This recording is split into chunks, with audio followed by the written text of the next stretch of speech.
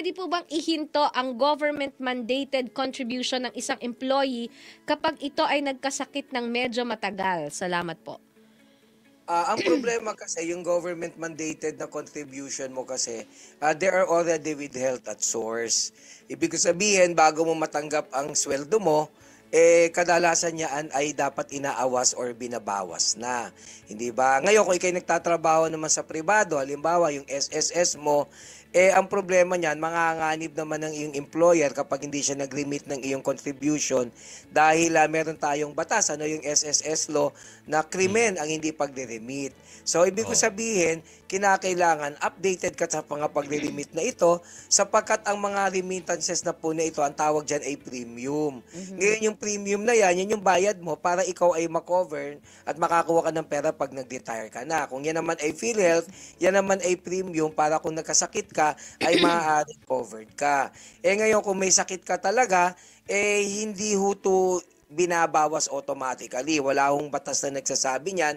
Pero siguro maaari mong itry, baka naman pumayag, hihingi ka halimbawa ng ika nga pasintabi halimbawa sa SSS or sa GSIS, malamang maaari kang sumulat na baka kung pwede ay ihinto mo muna ang pagbabayad mo. Pero besides, hindi mo kailangan yan kasi sa SSS at GSIS naman, nakakautang ka ng pera dyan. Hindi naman yan para sa retirement mo lamang.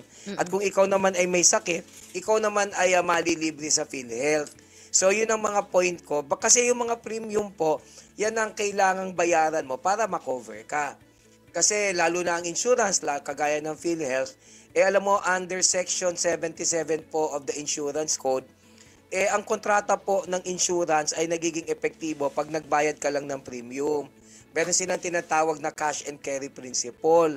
So kahit pumirma ka ng kontrata sa insurance, pag hindi mo nabayaran ang premium, ikaw po ay walang makukuha kasi hindi walang bisa ang kontrata na yan.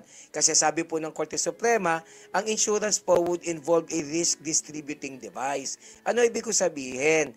Yung premium kasi, kapag dyan din kinukuha nung kumpanya, yung gagastusin at ibabayad sa'yo.